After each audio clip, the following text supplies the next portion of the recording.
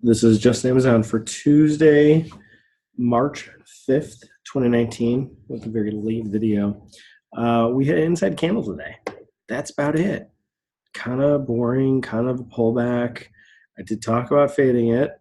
So here's the daily. We didn't get back up into 1714.50. We stayed below yesterday's low. I'm sorry, we stayed below yesterday's high. What we also did, which was really phenomenal, is came right into that high and just stayed there. Like we ran into it here once, twice, third time, fourth time, 5 times. And then this one was phenomenal. I mean, look at that hammer, inverted hammer, slamming into this right before the close. And then it just tanked into the close.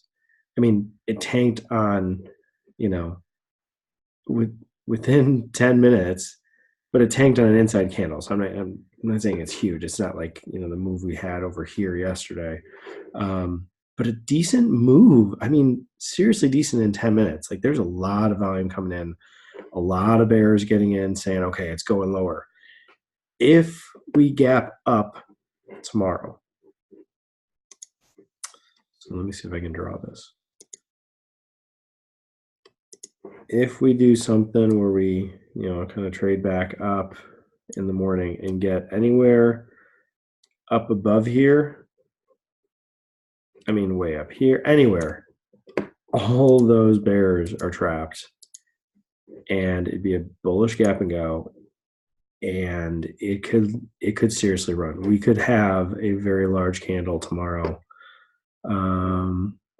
Looking for a bullish gap and go. I mean, something like this candle, bullish gap and go kind of thing. Something like this.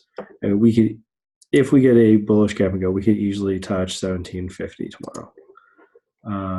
Let's see, where else has it happened where we've had that kind of a gap?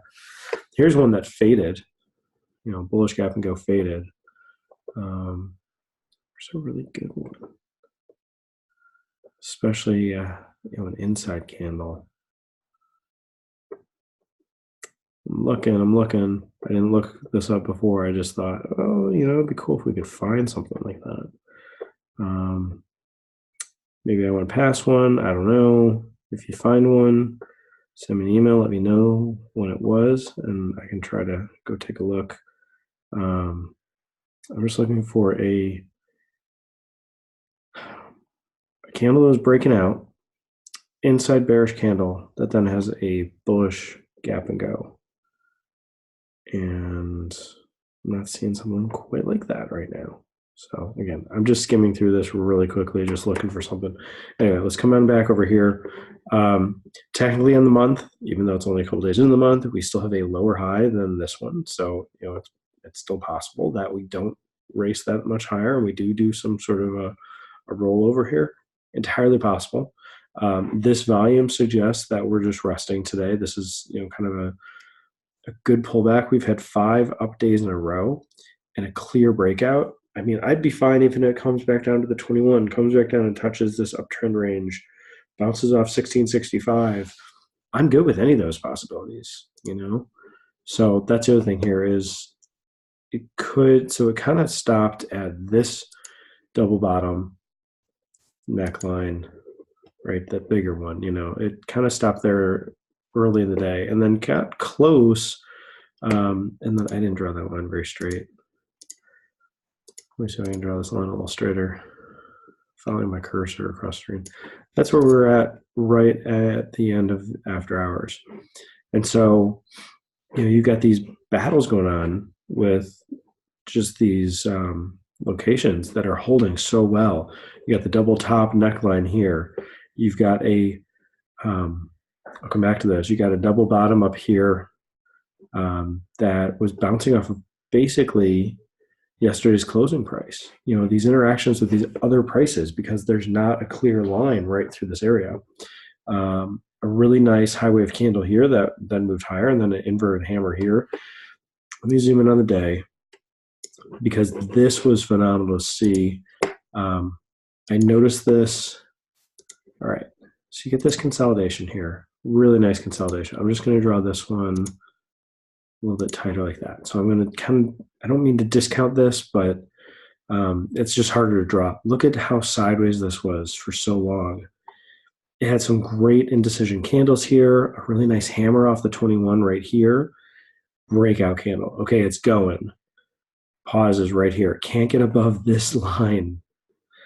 And I think I saw this break, or no, I saw it in here. I'm like, this is just one of those days. It's going to have one of those false breakouts and roll over. And I didn't trade it, but I should have, because this, what it did is exactly what I was picturing, that it was going to do. Oh, yellow. Let me do white. It was going to do something like break out, kind of retest, try to get going, you know, and come back down, and then kind of retest from below, you know, kind of below the apex. I can't draw straight. Below the apex. Okay, we're going away with that. So that's why I like when I don't do annotate, I can just draw the line. Okay, you consider this level kind of the apex of this triangle. You know, even coming here, even coming down here, it could still bounce. That's fine. It's totally within the possibility of this. As soon as you start getting down into this range, the bottom edge, it's like, I don't want to get stopped out, you know, so your stop would be down like this. I can get it to draw. Your stop might be down there. That's right where people were still buying, and then that took out. But the idea is that it needed some more rest after the day it had yesterday, after the few days it's had, and you know, it got it today. So it had this false breakout. This is a great place to fade up here, and then there were some really small candles. This is your target to get out here. Even if you had waited and gotten out over here, again, small candles to get out. You're losing that bearish momentum. You're about to go into a squeeze. Even as this is starting to turn up, you kind of get the idea that, oh, there's a double bottom going on there. I wonder if we'll break out. Look at this. We got above the neckline with an inverted hammer, pulled back with this candle right above these two small candles, and then just continued to grind higher. Where did we go? Right back up to that line. And then a typical pullback right into the 21, got going again, double top, and this, my guess is, would have been hard to trade. We can look at some of the values that were going on during that time just to see, you know, what would have been possible. So, okay, so here's the 1700 call. I was sketching this. It's like, wow, look at that. There's a couple triangles going on. So if you just draw from yesterday's high on the 1700, you're kind of above the high here. You're getting through these, but I mean, it kind of nicely holds that shape. And then kind of a similar angle from the double bottom, you know, kind of discounting this candle where it actually pulled back a little more. That's really a nice shape. And then to see this get into the point that it's really consolidated, it's squeezing, and that's a clear breakout. And then it just rolls over. And it's like, wow, that must have tricked a lot of people thinking that's going to be it, that it's going, you know. People were loading up, buying these calls just for it to pull back and take them out, you know. And what's crazy is the volume way down here. I mean, this is just about exhaustion volume. You know, 330. Let's see, how much is that? 330 at like the low end would be like 13. 300. Hang on, I'm getting the calculator out. I don't think it shows the calculator. 330 times 13. Oh, I guess that's not too much. That's $4,000. No, that's not. I forgot to multiply by 100. 330 times 13 times 100 is 429,000. Sorry, it's late. I didn't do the 100. Anyway, yeah. So that's almost $500,000. Kind of getting, you know, going bearish or something down here. I don't know. I mean, it's more than that because the $14 would have been more. The $14 price. I just went with the 13. Anyway, that was where it was nearing the low. It actually put in a pretty clear low on the option. If I could draw straight tonight, I need to go close my eyes. Following my cursor again. Okay, look at the low here. The low on this was 1253. The low over here was 1250, 1268, 1250. Low over here, 1250, 13. Oh, 1241, 1235. This candle, 1265. This candle, 1285. If you had just bought anywhere in the 13 by 12, that would have made money. That would have made money. That probably wouldn't have made money, but you should have been able to not move your stop yet, and then it got out. Then it got going. And maybe you got trailed out here with a low gain, or maybe you're getting in over here, and that made money. I mean, a bunch of these, just the options were working so well with these prices, you know.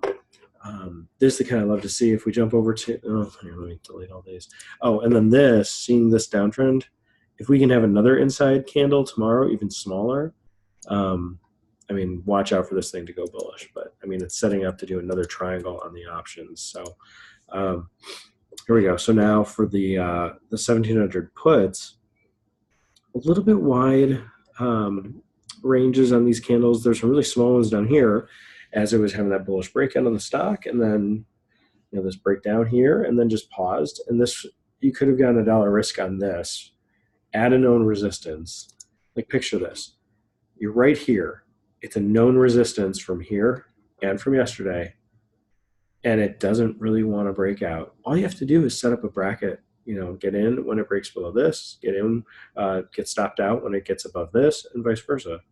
And 2 candle pennant here, or 2 candle stair step, breaks down, and then it retraces to right here. It's like, oh man, there were so many signals to say, get in here, get in 1350 by 1250, get in 14 by 13. It worked. It ran up to 16. That would have been a clear 2R. So pretty phenomenal moves. This is where, so we were flat on top on the 5-minute pretty much for the day, but on the puts, we're steadily losing. If I draw some lines in here, coming from this range, let's see, does this fit better somehow? Let's see, how does this fit? Oh, that fits even better. Okay, let's go off of the low, the low, the low, and the low. I mean, that was your downtrend today. And then if you draw this from up here, you get a bit of a wedge where it's pulling back faster than it's holding this. Let's see, pulling back faster. Yeah, pulling back steeper than it's holding this pullback. And when you see that on the stock, it's actually a really good signal. Let me get out of draw mode. When you see that on the stock where it pulls back, and I mean, here's a good example. Well, let's see if it was a good example. Yeah, maybe not. This one was pretty steadily the same rate.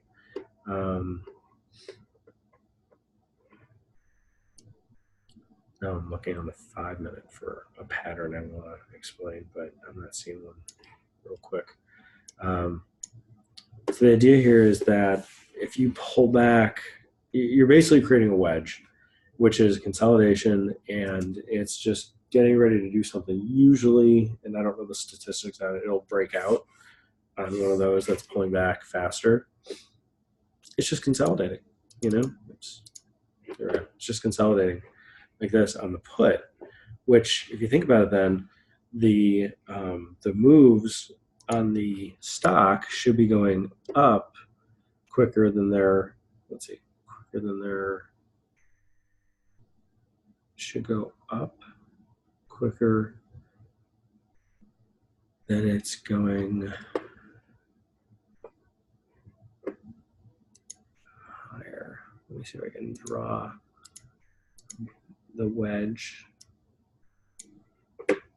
So I'm getting this idea. Come on. There you go. This versus, oops, that didn't work.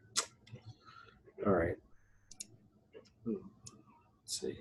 Can I draw something like this? Come on, it won't like attach.